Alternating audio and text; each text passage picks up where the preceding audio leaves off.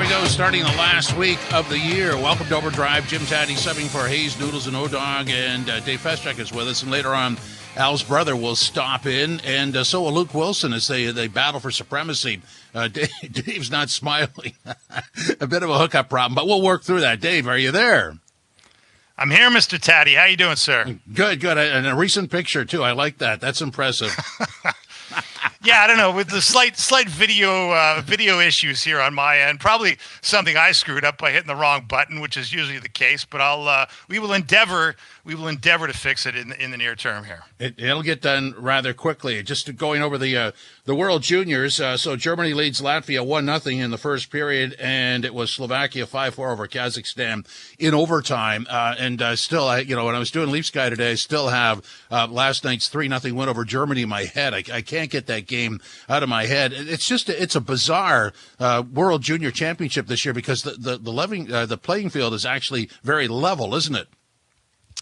Yeah, I mean, we kind of go into these tournaments assuming, especially with Russia not part of the picture, that there's going to be walkovers, right? That Latvia is going to be an absolute breeze, and Germany won't be much more of one, and that it's really going to be all about the USA and Canada duking it out for supremacy here, as it often is. But yeah, good on the Germans and the Latvians for making it a lot more interesting than we all expected it to be. I'm sure it's not particularly the way that Dave Cameron, the head coach of Team Canada, sees it, because you don't want to be on the wrong end of losses to Latvia very often, or certainly the first one ever in the history of the tournament to Latvia. But on the other hand, as Cameron pointed out, you could sort of take it as apologizing for his team, but the way Cameron put it was a lot more about what Latvia did than what Canada didn't do.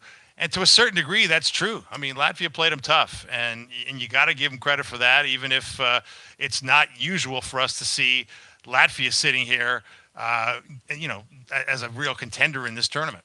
Yeah, there's some wild stuff going on. We'll dive into that. I just want to line up the rest of the show. Martin Biron will be by at the bottom of the hour. Luke Wilson at 5:15. Al's brother's going to jump in and join us for that NFL segment. Yes Guy, No Guy from Yes Guy headquarters at 5:30. At 6:05, Chris Johnston. CJ will be by at 6:30, Leo Routens. So we got plenty to talk about with those guests. I just want to go back again to the World Juniors. So I've got three games in my head because we did them on TSN 1050 and the TSN radio network. And I'm thinking back to that 4-0 win over Finland and how it was a group effort. And so 3 games later, here's what we left with, Dave, which is absolutely bizarre. After the Finland game, Canada's only one 5-on-5 goal, and Canada has allowed 0 5-on-5 goals. So the defensive structure is there, just not the offense to back it up. But if you had a problem, would you rather have the defensive structure there or plenty of offense with no defensive structure? I'd rather take the 5-on-5, no goals against. I think we lost Dave. Well, that's I'm back. the way. I'm back. Oh, there you are. Okay, so you heard me, right?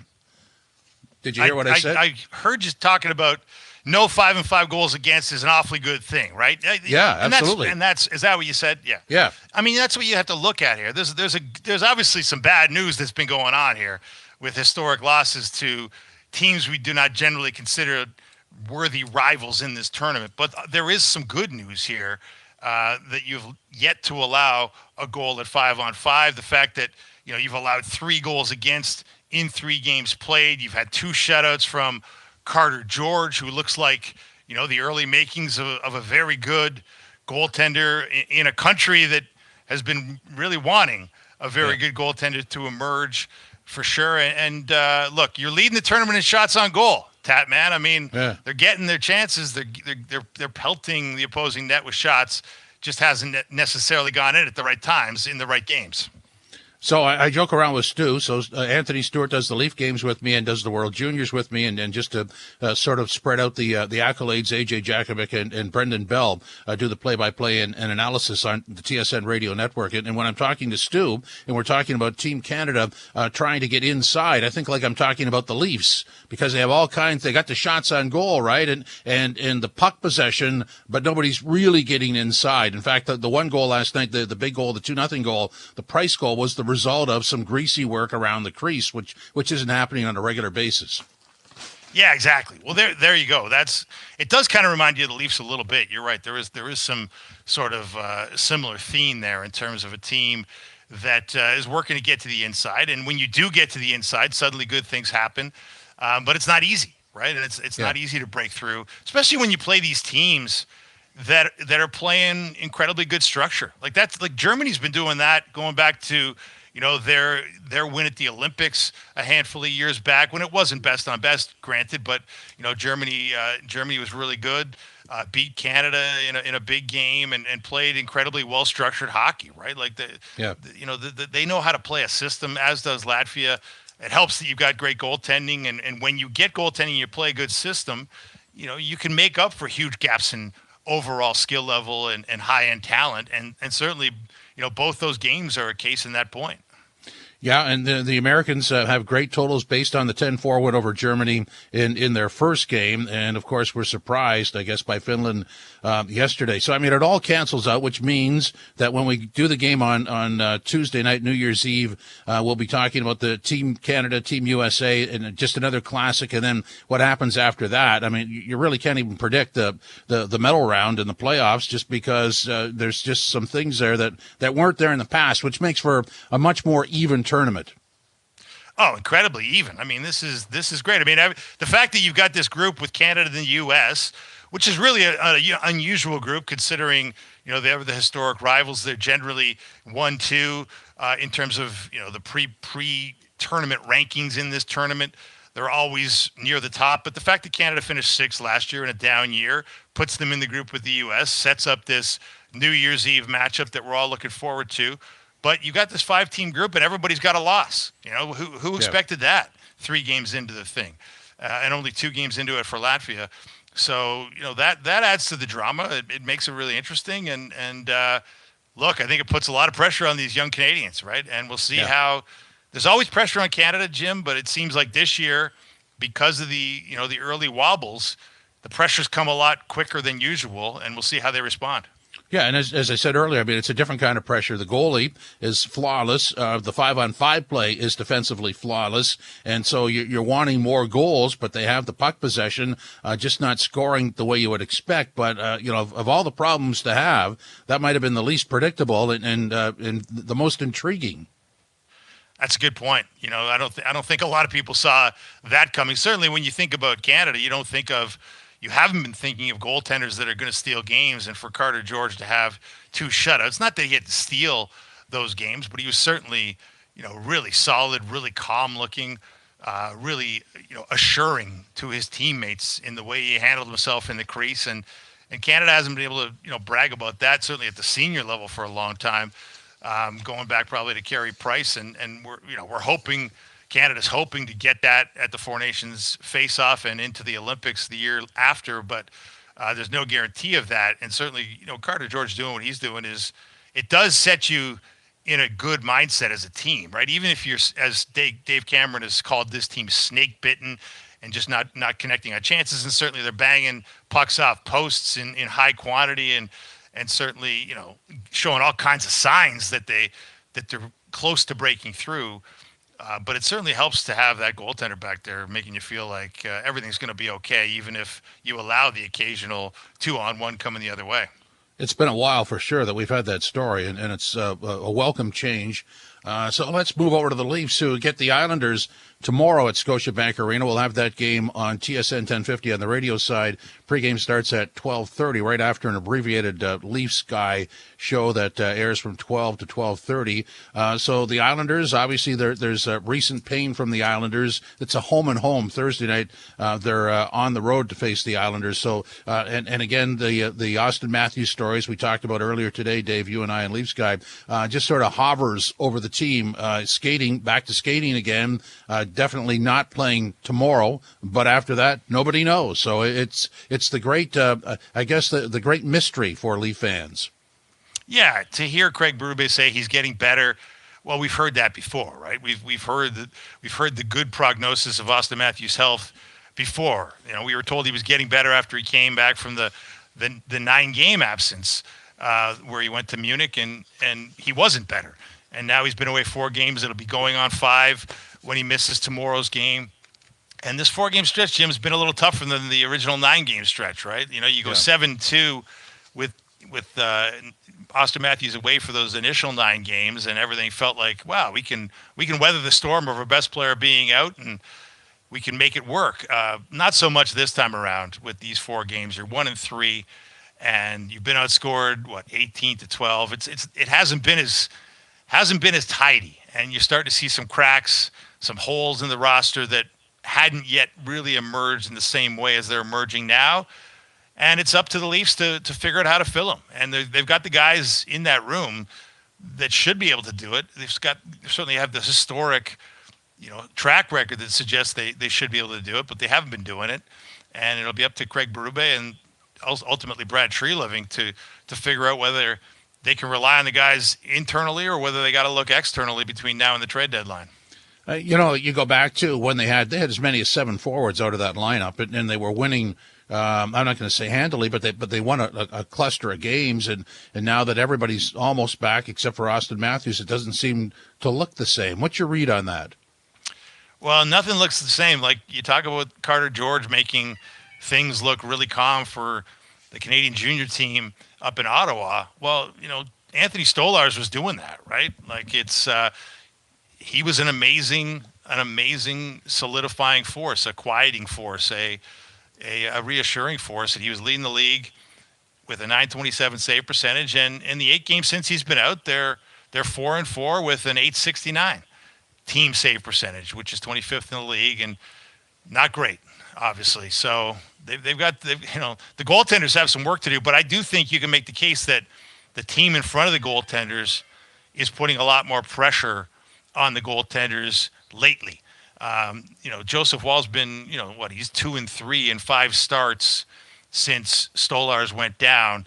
But if you look at his goal save kind of above expected metrics and all that stuff, like he's actually playing pretty well. His .885 save percentage doesn't look great, but, in terms of the chances that are being generated in front of him, he's actually performing pretty well compared to the baseline of the league. Now, you can't say the same for Matt Murray, who in a couple of starts has given up 2.3 plus more goals than expected.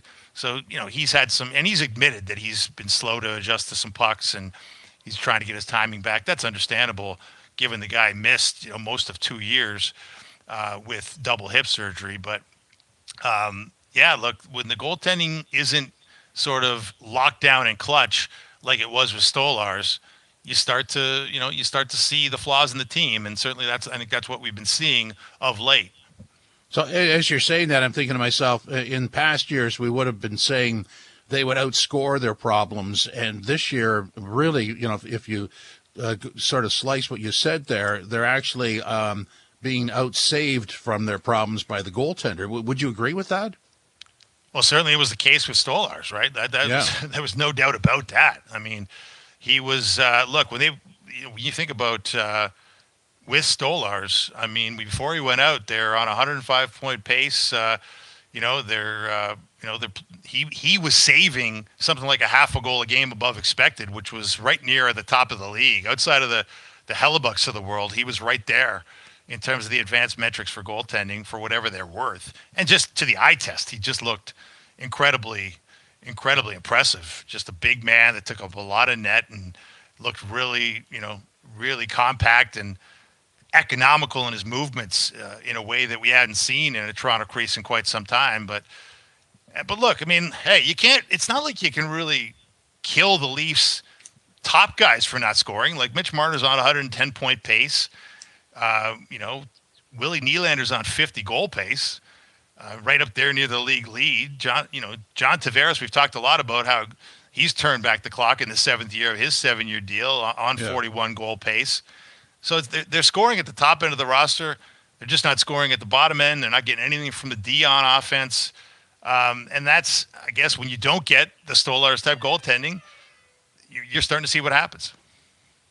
Yeah, it's just the reason I'm going down this road is it seems that we end up at the same spot for different reasons, and it's not a criticism of any individual player, but when you look at the number 3 goaltender, you've got a guy who's been around, who's working his way back after severe injury, or a young goalie in Hildeby who got recalled today, by the way, and Matt Murray was sent back down. So it's like the goaltending yo-yo, but you sort of have deficiencies for different reasons on each one of the guy who would be number 3 at the time. And, as good as that is and as understandable as that is, I don't know that it helps the hockey team.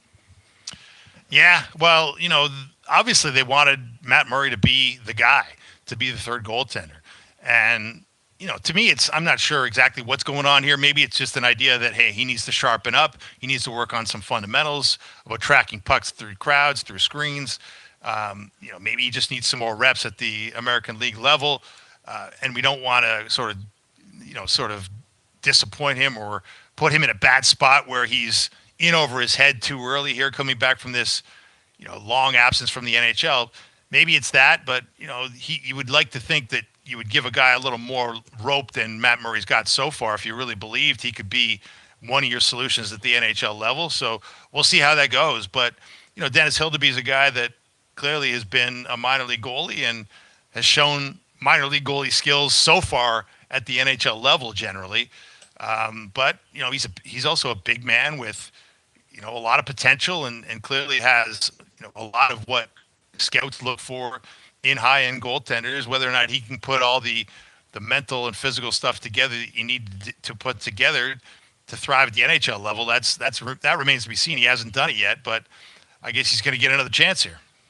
So at practice today, Matthews skated again, declared not in the lineup for tomorrow afternoon's game against the Islanders. OEL did not skate due to illness, and the Hildeby situation was he was recalled and Matt Murray was sent down. So the reason I keep bringing the goalie thing up is because that's what's going to happen, so they can save Matt Murray from being put in a position of having to ask waivers on him to send him down. Eventually, when Stolarz comes back, there's a criteria of number of days on the roster, number of games played. So they're trying to dodge that, and you can't be critical of that. That's what you do when you're in that situation. But I just don't know how comforting it is for Murray or Hildeby. But nonetheless, they'll have to sort through that. So let's move from that story to the Raptors story, which is now 10 straight losses. Tough loss against Atlanta last night, and when you look at their schedule, it's not friendly. But when you only have 7 wins, what is friendly? It just seems to me that this is the part of the season, and everybody's coming back, where there's a lot of situations at play. People have to get ramped up individually and collectively, and that takes a little bit of time. And the kids have played well, but maybe you're at the point of the season where you're running into teams that are sort of well tuned and can give you some grief, and when you lose 10 in a row, it beats you up. And I really think that's what's starting to wear in the Raptors is the loss column. Oh, it has to, right? You wouldn't be human if you weren't discouraged by 10 straight losses. And they're not just losses, Jim. Like, you're losing in really embarrassing fashion here. To lose to Atlanta like they lost to Atlanta with 31 turnovers. I mean, that's just disgraceful. And you understand that just can't happen at the professional level. And it speaks to a certain lack of engagement, lack of attention to detail that is very troublesome. You gave up 136 to Atlanta, which doesn't seem like much considering you gave up a franchise record 155 points against to the Memphis Grizzlies before that, and then 139 to the Knicks before that. Like, your defense is just Swiss cheese, non-existent, which again speaks to a lack of engagement, a lack of attention to detail, a lack of fight, to use a word that Darko Rajakovic used along the way here in the midst of this win streak or losing streak.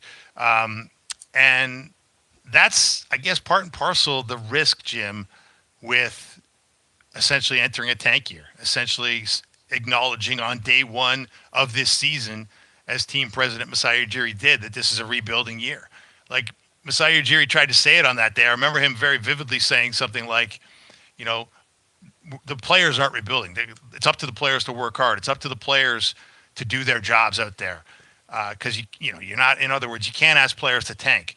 Well, it's a fine line, right? Like, it looks like the players are tanking right now, and they're certainly not playing as hard as you'd like for a developing team. They're certainly not playing with the kind of locked in engagement that you would like for a team that's supposed to be learning the NBA trade as a very young team brought up by a coach who specializes in developing talent. If those things, if you've got a coach developing talent that's young, it's on the up and on the come up, I guess you would call it. You can live with mistakes, you can live with losses, but you can't live with lack of effort. You can't live with 31 turnovers that just seem like boneheaded play after boneheaded play out there.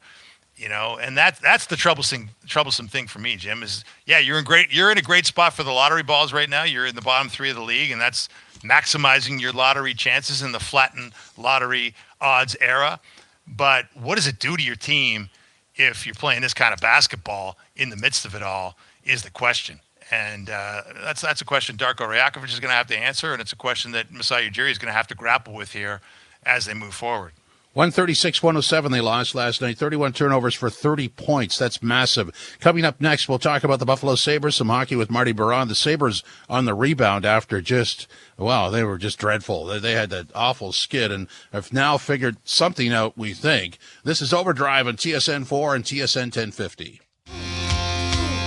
Overdrive on a Monday. Jim Tatti and Dave Feschuk subbing for the regulars who have a well-deserved break. And, of course, O-Dog working the World Juniors, and, of course, Noodles is all over the place as well. The only guy who's resting, I think, is Hayes, and I kind of doubt that. Let's deal with the Buffalo Sabres. This is a wacky story. Saturday, November 23rd, in San Jose, Buffalo wins 4-2. Then 13 L's later, and there's 3 that go extras, and there's some close scores. 13 L's later, they return to the win column a week ago today. At the Islanders, they win 7-1. Friday, they're in Chicago, win 6-2, or at home to Chicago. Sunday, they're in St. Louis and win 4-2. So they're on a 3-game winning streak. Marty Biron is with us now. And Marty, this is an absolutely bizarre story, but the Sabres find themselves battling Detroit and the Rangers, of all teams, to stay out of the East basement. How does this even happen? Well, I mean, they lost Rasmus Dahlin for a lot of that 13 games. Now he's back, and he's made a big difference. I think he was named the second star of the week for the NHL. But you're right. Look, if the Sabres had gone 4-6-3 instead of 0-10-3, they'd be tied with the Ottawa Senators for the second wild card spot. Like, going 13 games without a win is that in the NHL. And look, because the teams that are in a playoff spot or around the playoff spot are still just middling, the Sabres can look up and say, oh, we're only 8 points out. Like, that's really what it is. Can you make a couple of points here and there? Like, if you say, okay, we're going to make 3 points per month. Like, in the month of January, we'll make 3. In the month of February, we'll make 3. In March, we'll make 3. Then you're 9 points back. You've made up 9 points. Is it possible? Yes. Is it unlikely? Probably, but that's how weird this season has been for not just the Sabres, but a lot of the teams in the East. Look at Montreal. Montreal's a game under NHL 500. They're 5 points out of a playoff spot. Like, who would have said that a month ago? Yeah, Marty, it has been bizarre, and there's a lot of teams that are one winning streak away from being right back into it, including the Sabres. But what did you notice? Like when they went through the doldrums of that horrible losing streak, 13 straight, and then they get this thing rolling where they're winning big against, albeit some not great teams. Like, what has been the sort of discernible difference to your eye with the way they're playing? Beyond it can't just be one guy, right? What do you think it is? No, it's not just one guy. Look, Alex Tuch hadn't scored in a lot. Then he gets a hat trick against Chicago. Thompson has got going again, so that's good. He got a power play goal. The power play was awful. In the 13-game winless streak, the power play, I believe, had only 1 goal, maybe even just 2 in the 13 games. Like, if you don't score on the power play, this is a 1 goal makes a difference type of league. And if you go 11 of 13 games where you don't score on the power play, well, that's 11 games that you don't give yourself a chance to win. So that was a big difference. And then they gave up a lot of goals. They were giving up 4-5, 4-5. So, yeah, you don't want to put it all on goaltending because I feel like the team was not playing well defensively, but there was a combination of a lot of things that were going bad. Lindy Ruff, who has coached, the third most games in the National Hockey League, said this is the toughest solve in his coaching career. Like, he's seen things and he's been around, but he said this is the toughest solve I've had to deal with in my coaching career. So I joked to him one time, I was seeing him at the morning skate. Actually, it was the New York Islanders one where they finally won a game. And I said, Lindy, do you want me to strap him back on? He goes, come on in, kid, get dressed. And I said, oh, no, you don't want that. And he started laughing. Well, maybe that's what got him going. The thought that maybe I was next in line, they didn't want that to happen. I mean, that had to be a real test in everybody's perseverance. How bad did it get? Well, I asked Lindy that same morning. I said, how you doing? He says, Marty, how you doing? I'm like, I'm good. Coach, how you doing? And he goes, you kind of looked at me like, how do you think I'm doing? Like, really, with that look, you lose 13 in a row. That's tough.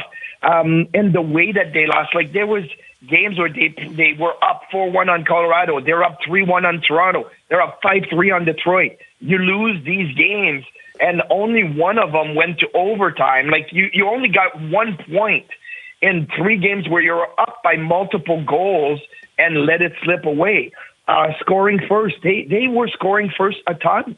And then, whoops, the first goal, well, it doesn't matter.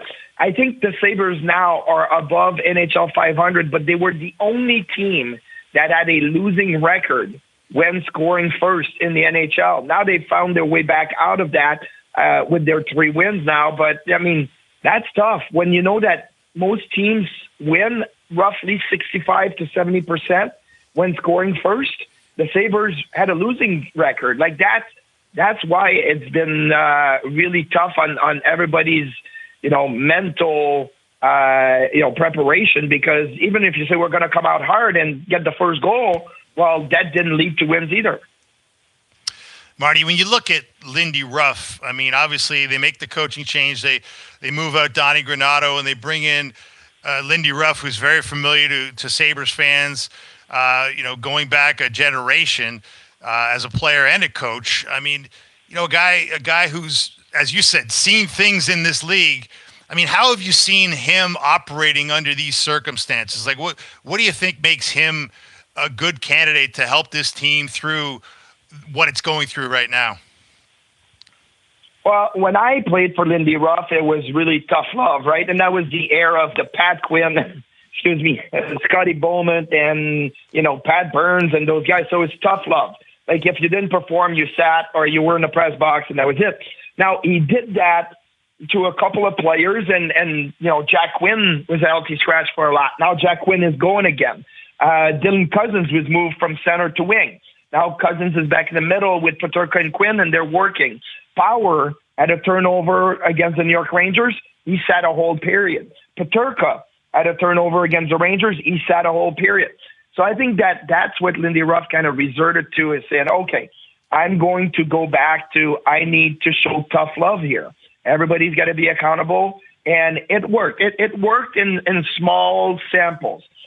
Can coaches do that over 82 games now? No, that's not how this generation of players, and rightfully so, that's not how it works anymore. But in small samples, you can do it.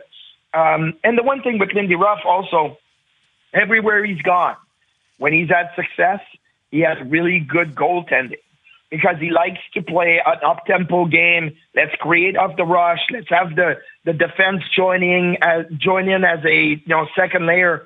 But if you lose the puck or turn it over, your goalie needs to bail you out. Dominic Hasek, Ryan Miller, just to name a few goalies that had success under Lindy Ruff. Why? Because they were making saves and they bailed the guys out. So the last few games, we're seeing Luukkonen getting a star of the game. Even James Reimer in the game in Boston, losing 2-1. He played really well. But you need goaltending. If not, you're not going to win games.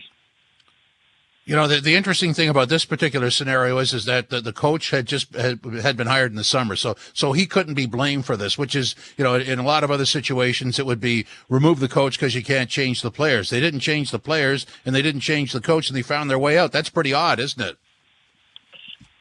It is pretty odd because this is going to be the fourth. Well, this is now the fourth time this year that the Sabres have had a 3-game winning streak. They're going to look to make it 4 in a row for the first time this season. Look, successful teams would say, hey, after 38 games, 37 games, we'd want to have 4 3-game win streaks, right? That would mean that, you're putting up wins in the bank and you're above 500 and you're probably in a playoff spot. That 13-game losing streak really hurt. But you talk about the roster. I think this is a really good roster. This is a roster that's better than last in the Eastern Conference.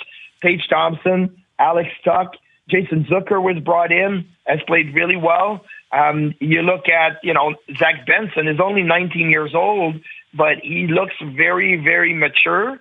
It reminds me a lot of a Claude Lemieux, Brad Marchand type of player with how he gets to the front of the net. And the defense has Power, Dahlin, and Biron, just to name 3 of them. So this is a really good roster. It just so happened that they couldn't figure it out. They literally could not put one foot in front of the other for 13 straight games. But the rest of the season, they've looked pretty good for 24 of the 37 games.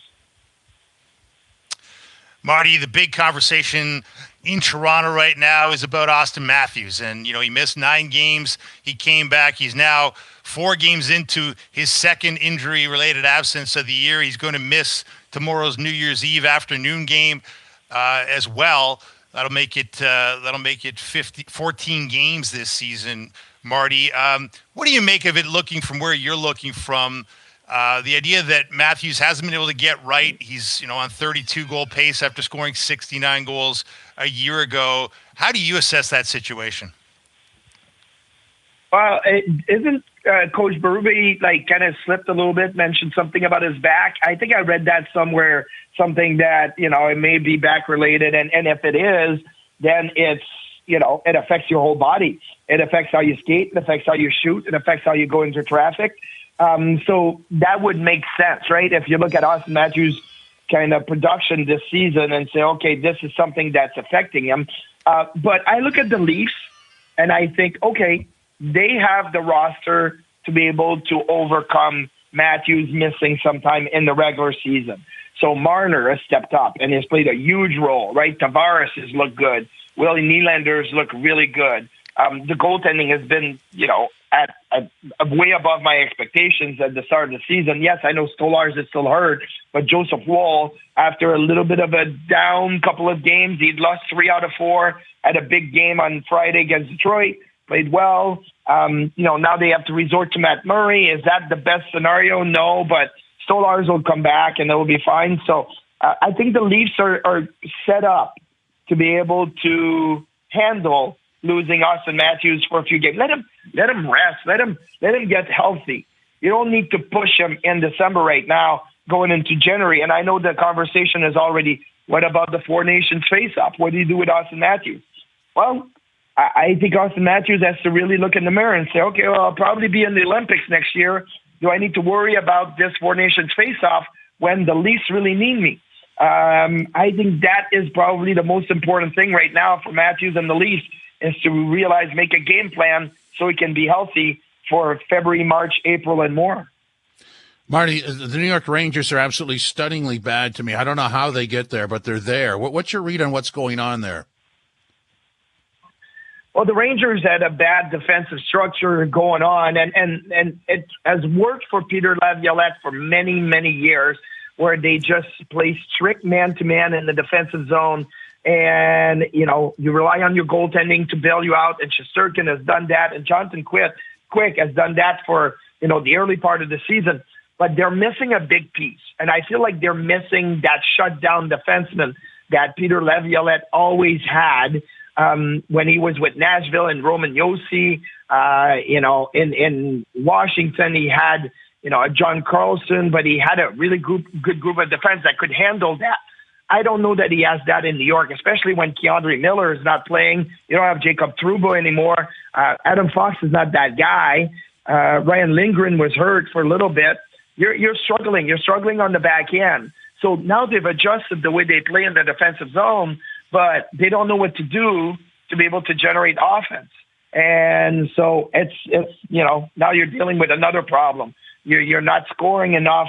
You're getting blanked. You're losing back-to-back games to the Devils, that big rivalry. So it's been bad, but I feel like Laviolette at least has been trying to change what was the problem in the first half of the season, but now they're dealing with the offense getting to be at a stall. Marty, Alex Ovechkin misses 5+ weeks with a broken leg and then comes back, and he's got a couple of goals. He's resumed the race to beat the great Wayne Gretzky's all-time goal-scoring record. I know he scored a few goals against you along the way to add to his total. How do you like his chances to get the 25 required in the remainder of this season and break Gretzky's record before the season's over? I didn't think he was going to get it done before the season started. With the way that he started last year, I know he had a strong second half, but I was looking at the Washington Capitals as this is going to be a tough year. And then he had 15 in 18 games before getting hurt, and he was playing the right wing. He's usually a left winger, and now he's playing the right wing with Strowman, Alexei Protas, and you're like, what is happening here? I get it. The Washington Capitals are winning, so now that's allowing Ovechkin to score empty net goals, but empty net goals are goals. And Wayne Gretzky had a ton of empty netters as well. So they all count. And his first game back, he gets an empty net goal. You guys saw it. So that all works. But the best part about Ovechkin is that his injury was a bone, a smaller bone in the leg. It's not the tibia. It wasn't the femur. It wasn't an ankle. It wasn't a knee. It was a bone. It heals. You're good. You're good to go. And he's good to go right now. And he skated a ton. So I didn't expect him to go back and score a couple goals in 2 games, but I also didn't think he was going to get the rust, right, that you may have when you have a more significant injury. So I think that now, well, I would love it to, like the last 2 weeks of the season, have that chase, have the, Wayne Gretzky and the league follow Ovechkin around. And I believe that 4 of the last 5 games for the Washington Capitals this year are actually on national TV in the U.S., ESPN and TNT. So I'm like, hey, that's what they're lining up for. I want to see him get it done this year. They're saying he's on pace to get it done in February. No, it's not going to happen in February, but maybe last couple of weeks of the season, it'd be awesome. Marty, when you look at the wild card race, I mean, Boston is sitting there third in the division at 44, Tampa at 42, Ottawa at 40, and then there are all those teams that sit underneath the cut line. But clearly, as Montreal can show you, what you need is a good 2-week run, and you can improve your stock. How do you see that race developing? Well, I'm not impressed with Boston. Look, they don't shoot. They don't have a ton of offense. With Joe Sacco now there, it's all about let's defend. So I don't know that can continue to work for the Boston Bruins. They're a -14 in goal differential. I'm looking at the standings right now. The only team in the Eastern Conference that is in a playoff spot that has a minus in goal differential. So I don't think Boston is going to stay there. Pittsburgh impressed me in their push of late. But, can they keep it going? Do they have the goaltending? Columbus is fun to watch, but the same thing with Columbus. Can they keep it going with the young guys and the goaltending? So if you had to ask me, I think Boston is probably the more likely to come out. Ottawa, Allmark, when is he return? Can they stay afloat without him being in net? I think Tampa is in. I think Florida, Toronto, New Jersey, Washington, Carolina are going to be in. So now it's just a matter of, can the Rangers get hot?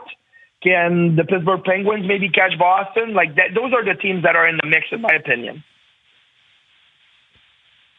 Marty, you look out west, and last night they were billing it a bit of a Calder Trophy showdown between the Sharks and Macklin Celebrini, who is the favorite to win NHL Rookie of the Year, and Dustin Wolf of the Calgary Flames, the great young goaltender who led the Flames to a 3-1 win, made some big saves, including a big one late on Celebrini. What do you make of this Dustin Wolf and his chances of making a run at the Calder? I think what is going to be hard for Dustin Wolf is the fact that he has to get wins, right? Like goaltenders, if you are going to be in that conversation, you have to have a really great record. Your stats line has to be good, and your team probably should make the playoffs. A player that scores 40 goals or a rookie that has 30 goals and 75 points, even if his team doesn't make the playoff, they may look at it and say, oh, that player was fantastic, and it's not his fault. I think the goaltender has to have a team that is going to help him get to the playoffs. So maybe Wolf is the one that, if I look at the top 3 right now, I'm looking at Celebrini, I'm looking at Mitchkov, I probably put Lane Hudson and Dustin Wolf in that same tied for third, right? And Mitchkov is going to play Celebrini on New Year's Eve. The Flyers are in San Jose tomorrow, so that will be fun as well. So we've had those internal battles, but it's going to be hard to beat Celebrini. I had Mitchkov as my preseason favorite to win the Calder, but you watch Celebrini play, man. He is so exciting to watch. The speed through neutral zone, the skill level. I think that kid is special. And can you imagine he could be with Team Canada at the World Juniors? Like, that's just nuts. That would be a sight. They could use his goal scoring. Marty, thanks very much, and Happy New Year. Happy New Year. Yeah, absolutely. Same to you guys. Thank you. Marty Biron, TSN hockey analyst, MSG Sabres analyst as well. Some interesting stories in both conferences, and a lot of it has to do with, I guess, Dave, how much you can battle through and persevere a lot of situations, because a lot of these teams have interesting stories. We'll explore that next. This is Overdrive on TSN 1050 and TSN 4. Overdrive, Jim Tatti and Dave Feschuk subbing for Hayes Noodles and the O-Dog. Dave's got a rather stoic look today for technical reasons. Overdrive is brought to you by FanDuel, bringing you everything from the opening line to the final score. So, Dave, when you look at a lot of these, well, let's look at the East. Boston, as Marty pointed out, minus 14 in goal differential. You look at some of these teams, and I mean, this is wide open. Everybody's had sort of a battle with perseverance, even Washington without Ovi. And I'm going to suggest to you, Washington has a plus 37 goal differential, and so does Tampa Bay. So, the usual suspects again in the Leafs division, but Washington, to me, I did that game Saturday. I liked how they played. They didn't have their legs opening the first period against Detroit on Sunday and couldn't get out of it, but this is a really good hockey team. Yeah, and they got to be the biggest surprise in the league, right? I mean, I don't think anybody saw what they're doing coming. I mean, they're third in the league in points percentage. They're leading the East right now, Jim. I mean, and as you say, plus 37, and to do it without Ovi for as long as they've done it without Ovi, this year was supposed to be all about Ovi. It was supposed to be about the glorification of the greatest goal scorer in the history of the sport. It was supposed to be about chasing a record, and now it looks like it's about chasing championship contention. Whether or not you believe in that, I mean, I don't know. They got a long way to go to prove they can, be in the same league as the proven playoff teams of this era. But look, I mean, they've certainly put it together in a way that I don't think many people saw coming through 36 games, and we'll see how it goes from here. But it's an awfully promising start. It is. And just looking off to the side, and of course they're in a replay, so I'll update that score for you in a few seconds. The Latvia-Germany game. The startling thing, when you look at those standings, how do the Rangers have a 1-point lead over Buffalo? How is Detroit tied with Buffalo after that 13-game skid the Sabres have? It doesn't make sense to me. Yeah, it's a great point. I mean, it's hard to make sense of it, as we were just talking to Marty, when you think about how low it was for the Sabres to have, the owner coming out to Montreal to conference with the team, and to have Lindy Ruff, who's, coached more games than nearly everybody else in NHL history, say this is the toughest solve of his career at age 64, given all he's seen. Yeah, it's hard to imagine, exactly what he was facing there, and the depths of the despair in Buffalo, where really, the Sabres aren't even a conversation point right now, given how good the Bills are and how excited everybody in that town is about football. Hockey's been, relegated to the absolute back burner in Western New York. So it's hey, 3 wins is 3 wins. It's not enough to completely climb out of the hole you've dug with what you've done in terms of that losing streak, but it's a good sign. It shows there's still life in that group when maybe you thought there might not be. Just an update. Okay, so it's Germany 2-1 over Latvia. 10 minutes left in the second period, and I wouldn't turn my back on that game. That could go either way. It's only half over, so who knows what happens in the final 30 minutes. Yeah, exactly. I mean, this is an unpredictable. Junior hockey is probably the most unpredictable sport that we pay attention to, right? When it comes to all the big events that we really glue our eyes to throughout a year. I don't know if there's anything more unpredictable than what happens when you get a bunch of teenagers in a high pressure situation with such high stakes. And certainly, I don't like predicting this tournament. I don't know many people that are good at predicting this tournament. And whatever you think is going to happen, generally something different does. And certainly that's been exactly how it's played out for Canada so far. Nobody saw, a loss to Latvia coming, and I'm not sure anybody saw a tight one to Germany coming either. Coming up next, Luke Wilson and Al's brother. This is Overdrive on TSN 1050, TSN 4.